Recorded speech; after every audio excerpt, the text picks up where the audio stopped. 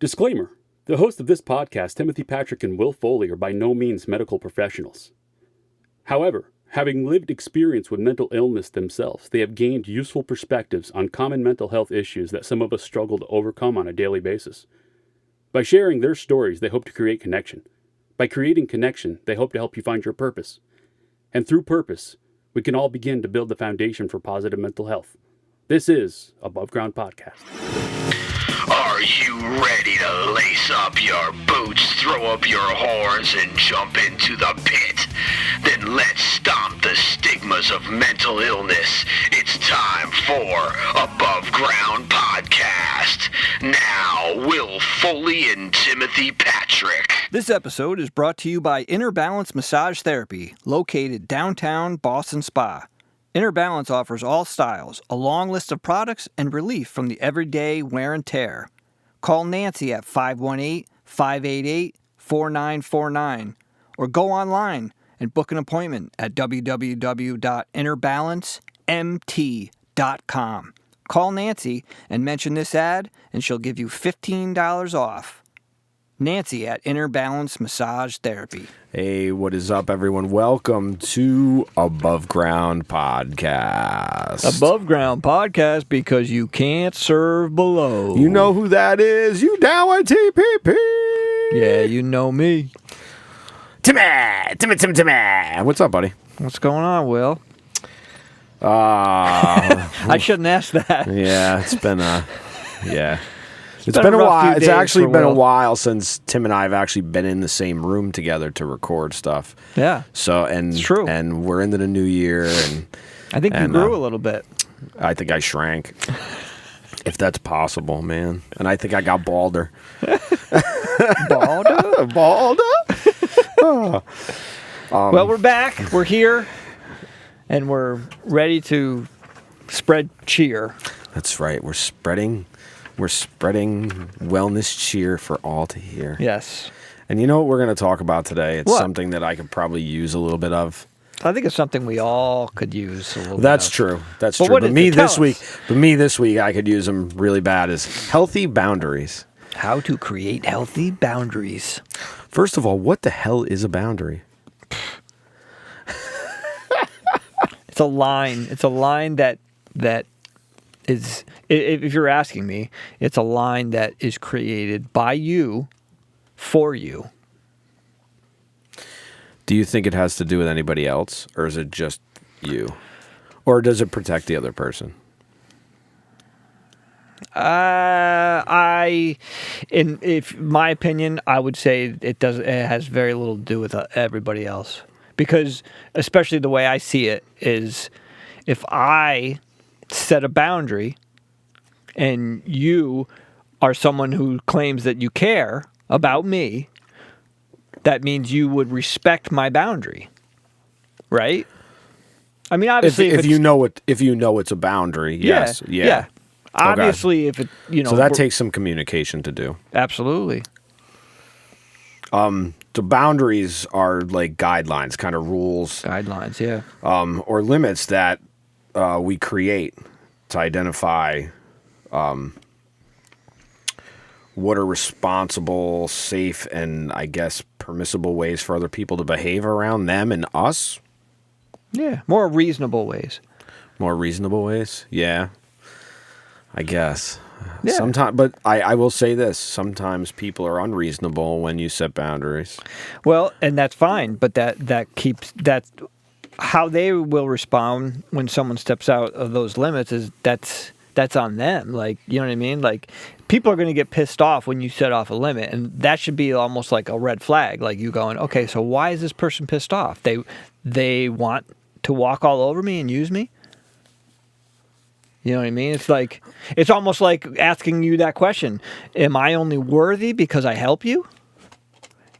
I don't necessarily know if setting boundaries is always about helping. No, I just use that as an example. But I wanted to just disagree with you about whether it's for you or other people, because I do think that there's a really good thing that happens when you do set boundaries to the other person also, as long as the other person also recognizes that, because it does keep them. I think it would keep them not necessarily away from you, but maybe I don't. Maybe it could help change their behavior a little bit too. It could. You know what I mean? Like, and of course, if somebody doesn't realize that they're just acting like an asshole, then maybe there's no pill for asshole. We know but that. at the same time, you could say, "Hey, look at you know what you're doing this like that's a bit out of the bounds." You know what I mean? Like, right. Let's stick to this. And then if that person respects you, be like, you know what, you're right, man. I'm sorry. Let's do this. Let's stick to the script for sure. Yeah, I want to read this little thing here. It's on the top of a piece of paper. So an intimate relationship is one in which neither party silences, sacrifices, or betrays the self, and each party expresses strength and vulnerability, weakness and competence in a balanced way. That's a quote from Harriet Lerner. And boy, is that a heavy quote. I was just about to say, like, I don't know what to say to that. I know, but if you know, and here's how right it's so right, but it's so out of most of our nature. It's been so lost in society, in our culture, that it's almost like you're looking at it strangely. Like, wow, this was really like, does this happen? Well, it's funny that you say that, because I don't think it was lost in the culture. I don't think it was ever in the culture, because this is something that, I mean, yeah, yes, when you're a little kid, sure, you hopefully hear from your caregivers, you don't go along with your friends when they do bad things, and that's kind of sets the tone for setting boundaries.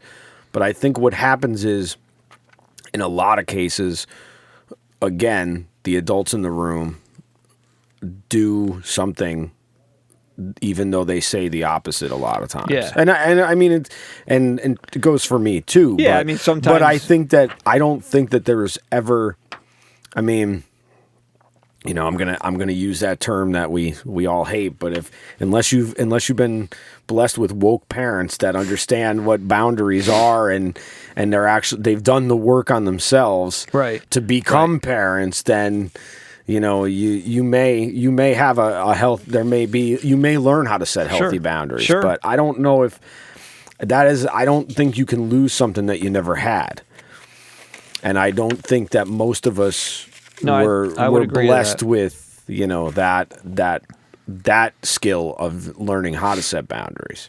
So I'm going to read another little passage from this because I like it. It says, the easiest way to think about a boundary is a property line. We have all seen no trespassing signs, which sends a clear message that if you violate that boundary, there will be a consequence. This type of boundary is easy to picture and understand because you can see the sign and the border it protects.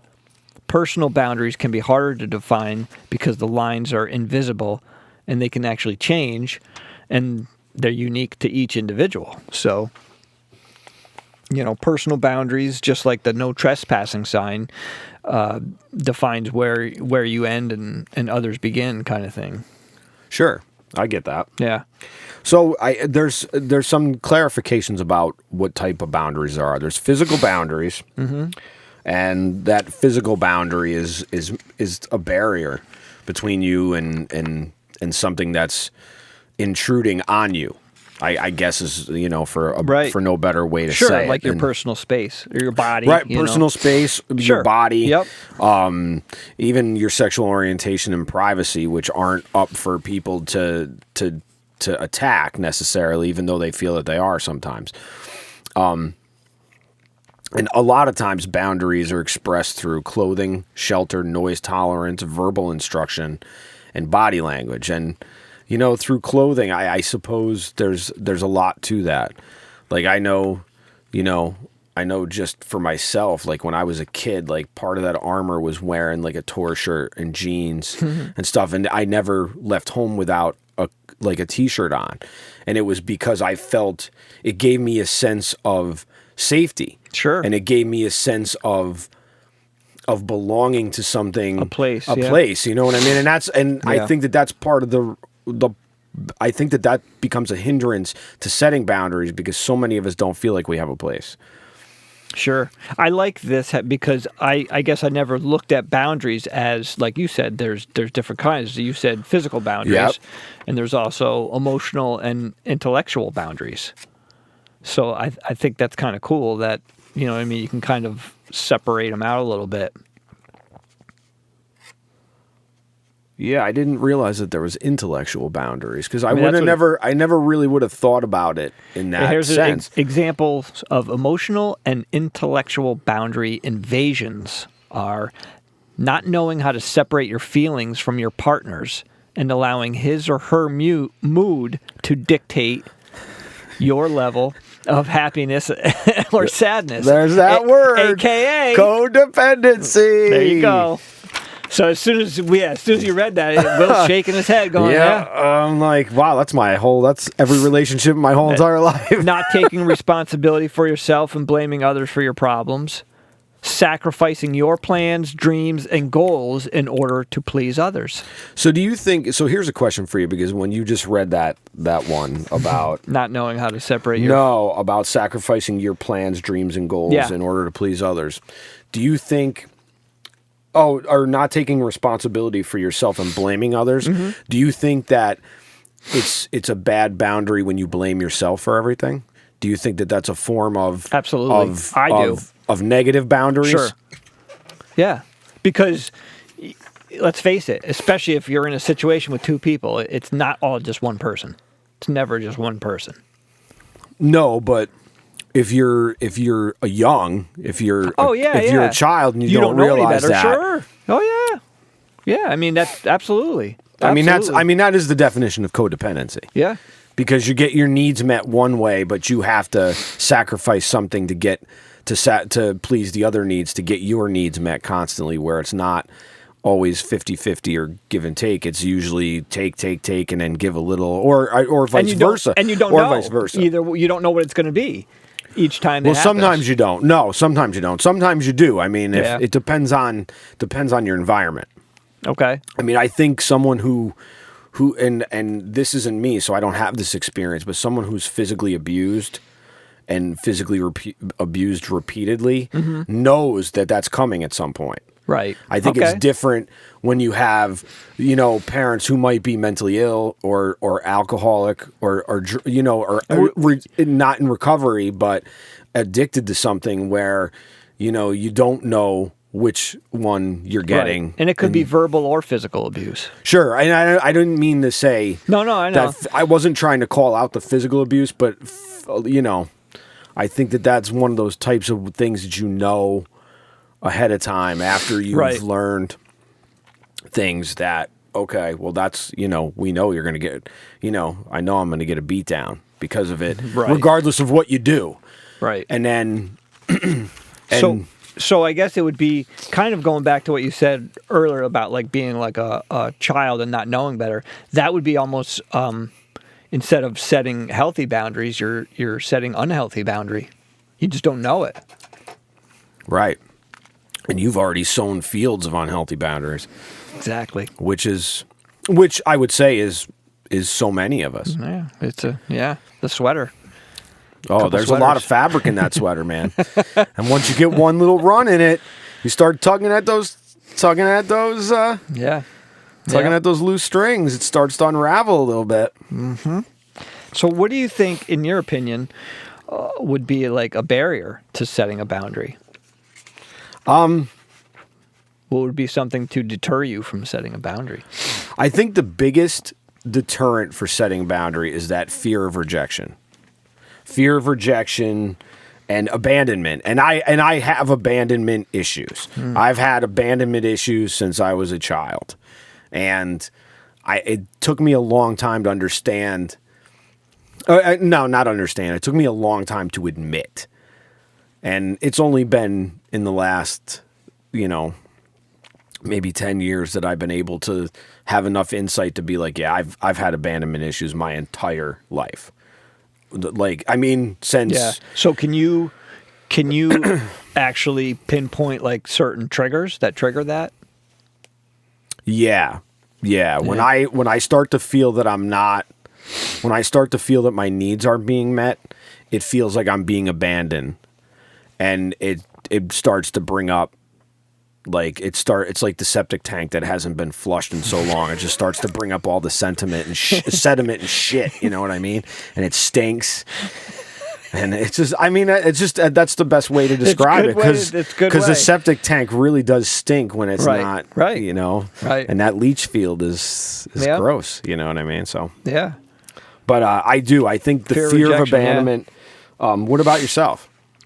Yeah, I think, not being taught healthy boundaries, so not knowing how to set healthy boundaries would be, I think guilt also. Guilt. Because people like to lay guilt trips on you. Right. And you may even do the same thing inadvertently, because that's kind of... And like I said, though, if I'm setting a boundary, technically, I shouldn't be feeling guilty, because I'm the one that's setting the boundary, so I know what I need and want. So I'm setting it according to my own ruler, So I shouldn't feel guilty. Like if you have a problem with it, that's your issue, not mine, kind of thing. Right, but if you are the type who if you have low self-esteem, guilt is going to be one of the arms of that self-esteem thing, because then you feel guilty because why should I set the boundary? Why am I good? Like, you know what I mean? Yeah, no, I do. And I remember saying this in one of our past episodes.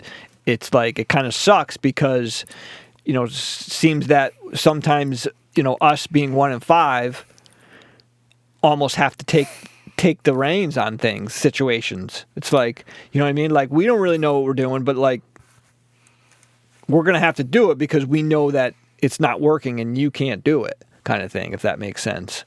Sure.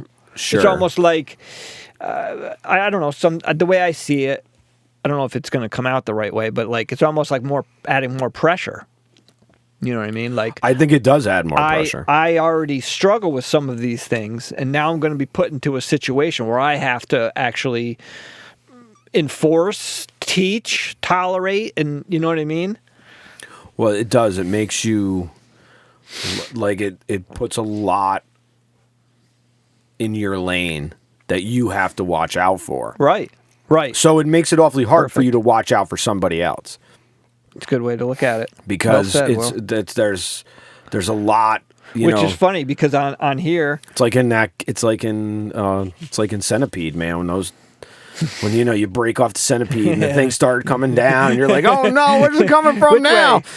So it's funny because on here they have one of the barriers is safety concerns. So it could kind of fall in that category. Safety concerns a lot of things. So if you don't feel safe in your environment because, of the physical thing, or if you, or any sort of abuse, or even just not safe speaking up, because you just don't, you may not even have the language to speak up, because you may not even know that there is a language. Right, and that's what I mean. That's why I was said one of the boundaries would be not knowing, because you were never taught about how, we don't teach this stuff in school. We only care about your test scores. We don't care about... Yeah, but again, I don't, like I said, and not to shortchange that, because we've certainly had enough, and we've certainly learned enough that we could change things, but I don't think that the majority of people for the last, 5-6 generations have ever learned about setting boundaries. You know what I mean? I don't, and it's not something, and I don't necessarily know if it's a failing of anything except for the fact that you don't know what you don't know. Yeah, no, I'm not really pointing the finger. I'm just saying, like, I just feel like, again, more life skills that seem super important in life. Sure, but I don't know if it's, I don't know I don't know, because of the way obviously the stigma that comes around with emotional health and behavioral health that we understand. Mm-hmm. I don't think that anybody's even going to think about setting boundaries, because I think, like, you go to work, right? You have certain rules that you have to follow, but nobody thinks of those as setting boundaries. They just think of them as rules. So I think it is in the language that we talk and how we talk about it. Yeah. As opposed to like peacekeeper, peacemaker, and anything that linguistically can be gray in certain areas. I think that, I think that boundaries become one of those gray areas because you don't necessarily think of boundaries when it comes to you as an individual on an emotional level, or even not. I mean, granted, not every, I know what you're saying. People take advantage of those boundaries too. Right. And they push those boundaries. And some people just don't give a shit about your boundaries and they come anyway. Right. I mean, acts of violence and stuff, and and I don't even, and violence isn't just physical. Violence can be so many things. I feel like kind of what you were saying earlier. I feel like you have to be at a certain mental state to really like assess what boundaries works for you and be able to hold them. Yeah, it's a lot of work to hold those boundaries. Yeah, sure, it really is. But if I'm just reading off of this right now, but one of the positive things that healthy boundaries allows you to do is, basically have high self-esteem and more self-respect. So yeah, absolutely. And I think someone like myself who doesn't have a lot of self-esteem or hasn't had a lot of self-esteem throughout his life has a hard time setting boundaries. And it also comes down to you getting your needs met too, and being able to say what your needs are. Right. Because that's a boundary, I think, that we don't think of as a boundary, is actually being able to express what your needs are. Absolutely. Yeah. And that fear, and again, it comes down to that fear of abandonment, that fear of rejection, that it all comes down to fear, that fraudulent, emotional, antiquated reaction that we have to things that we've witnessed or felt and internalized and dropped on the turntable so many times that it's the quickest thing for the DJ to get, man. Let's spin that record one more time. Yeah. Play that funky music, crazy boy. That's how the brain works, unfortunately. It looks for patterns, and when it sees those patterns, man. It doesn't distinguish if they're positive or negative. It just goes with them. So no, absolutely. Unless you're conscious of the unconscious, you cannot skip that stylus when it gets stuck in that rut. That's true. That groove. Wow, listen to you going all yogi on us. Yeah, well. That's awesome, Sagru. Yeah, right. It's right, no? Okay. Yeah, if I'm pronouncing his name right. I think that's Sagru. I think it's Sagru. Sagru? Sagru, yeah. I've listened to him talk a bunch of times, man. It's pretty incredible. Yeah. Actually, did you get were you on Facebook at all today? I tagged you actually in one. Oh yeah, you did. About the depression. Yes, about the depression. Yeah, it's interesting, but I think I actually watched one of his videos about that actually on YouTube in the last couple months because I was interested to hear what his take is on it. Because I am, and not that we're talking about suicide or anything, but I recently did some continuing ed stuff for my peer thing, and I took a class on suicide and what they teach as far as peer support goes, and it's pretty incredible to see what different spiritual religions teach, what different cultures teach. So for him to look at depression the way he looks at it, it stems a lot from his culture also. Sure. Oh yeah, sure. Yeah. Yeah. And you sometimes forget about, especially like when you're talking to people, sometimes you have to keep, again, there's a lot in your lane, and sometimes it's a lot to keep in tune with other people because you get kind of stuck in your own instrument there, and you're like, it's not jazz all the time. It's or sometimes it's jazz and it's really bad jazz with not a lot of improvisation. So speaking of, just because you kind of brought that up with a little bit of suicide and culture, different, in Japan, more people died from suicide, and I believe this was the month of December or January. More people died in that month than COVID from the whole year. Wow. In 1 year. But in their culture, though, there is a certain samurai Like shame. ethic. No, has nothing. It's not about. Sometimes it's a sign of bravery to take one's life. Oh, really? Yeah, I don't want to get into it now because I actually have the stuff against that. No, there's certain things.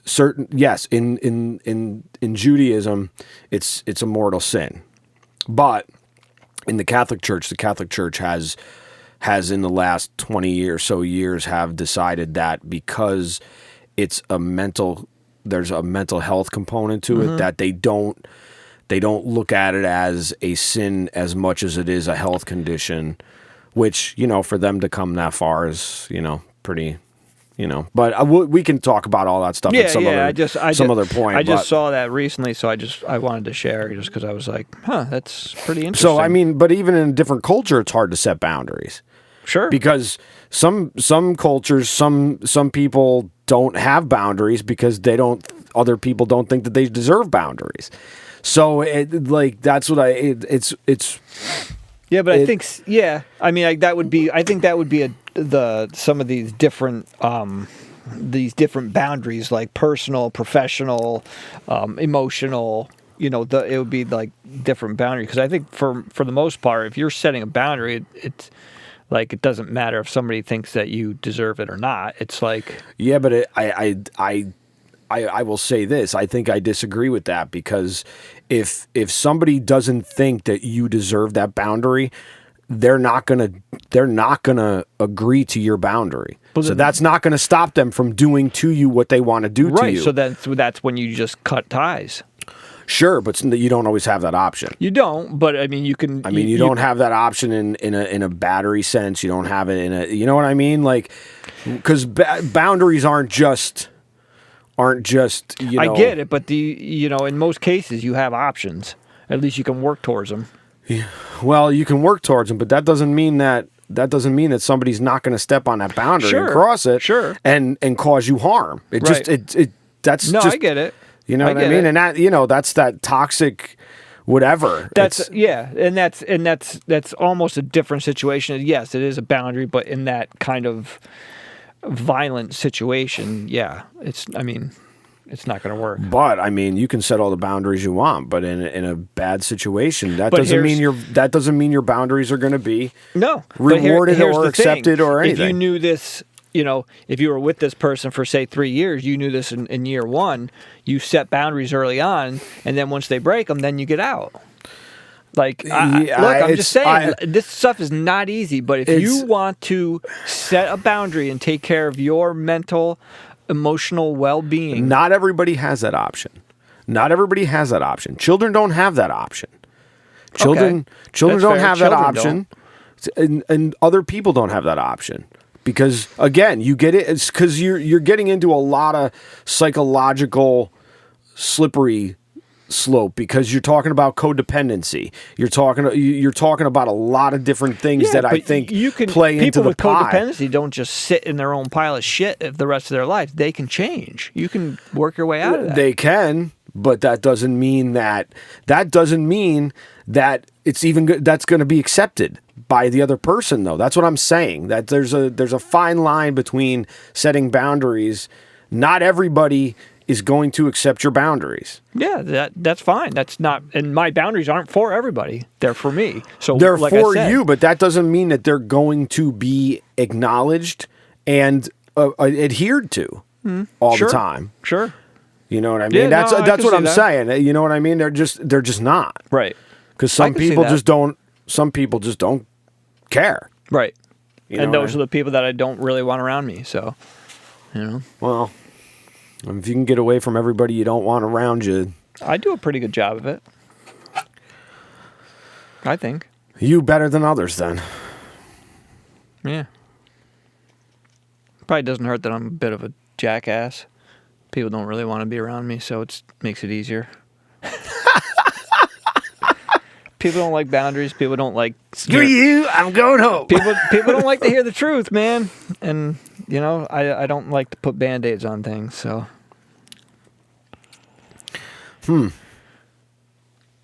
Yeah, I don't know. I don't know if it's all truth or not. If it's all truth or if it's perception. What? Sometimes. Like, we perceive things to be a certain way. But, I mean, if it's a boundary, it's a boundary. True. You know what I mean? So, but that's where communication, again, you need communication. So right. And you need the skills to communicate, too. If the person says, hey, you know what? I didn't know this. Like, you want to talk about it, and then you talk about it and be like, oh, okay, cool. Like, we're good. All right, great. That's it. It's like, it can be, that simple of a thing to kind of tie it up with a little bit of communication. I mean, none of this stuff, whether you're trying to, I'll just say healing in general. None of it's going to, come easy. None of it's going to have, 2 steps to it. And, there's a lot to it.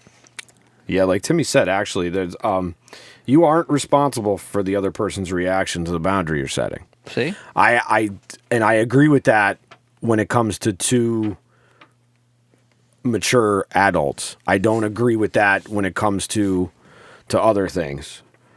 But you're only responsible for communicating what you need. And I do think it's hard for a lot of people to communicate what they need. Sure. Because that fear of healthy, that fear, that abandonment stuff, which actually, like I said, already causes you to stuff isn't easy. You gotta be in some kind of a healthy mind frame, healthy mindset to start this stuff. And again, it's like you can't. Every time a hurdle comes up, you can't say, "Well, that hurdle looks too big. I'll get the next one." Or, "No, you know what? I can't do that because my ankle hurts." Like at some point, you know what I mean. You gotta. Unless you don't want to set boundaries, unless you don't want to find more healthy aspects in your life. If you don't want to, then fine. But if you are looking to walk the higher path, I guess, then these are things you have to, head face on. Face first. I don't know what the hell I'm trying to say. Help me face out. Here. Lived. Help me out. Help me. Help me. Help you. That's right. Head on. Is that right? Head on. Yeah. Head on. Woo! Yeah. What is that? I don't know. Oh, I can't remember. Like I'm just going with the flow, man.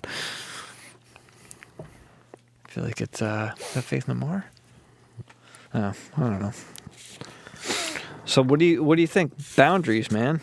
I think they're hard to set. Right. I think they're worth setting. I think you're worth setting boundaries for you. And I think all our listeners and myself are all worth setting boundaries for themselves. Yeah, and I think in time it can create positive interactions and a better space between 2 people or 3 people, whatever. Absolutely. Oh, well, absolutely. I think it just takes some time to get there, just like it does everything else. Yeah. I mean, you're not gonna start going to the gym and walk out a week later looking like Hulk Hogan. Wow. I don't know. Really? Maybe it's your mustache. I don't know what maybe it is. Yeah, maybe it is. I got the whole. Come on, brother. I was going for the. I like it. The Chris Cornell, because I forget it. Don't worry about it. I don't have that. I'm not that pretty. I'm pretty ugly, so it's all good. I can accept myself. That's all that matters. That's right. See that, everybody? See? Will's making progress. I am. That's progress. This is what we're all about here on Above Ground Podcast. So, how are you setting boundaries? And let us know. How can they let us know? Well, where can they find us? Instagram and Facebook is at Above Ground Podcast. And, make sure you throw us a review on Apple Podcasts when you listen to this podcast about boundaries and Even in the review, tell us how you set a boundary, or there you go. Tell us how it affected you. You can even email us at abovegroundpodcast@gmail.com. Right. Right. Spotify, you can find us. That's right. And don't forget, show off your love for the show, man. CloseKnitCo.com. You can buy your t-shirts. We got some swag. Swag, yeah. And if we sell enough of it, we can bring out more. Yeah, that's true. So there. So stay tuned for more fun. More fun. More tools. More tools. That's right. More butter. So until next week, be well. Be safe. Be above.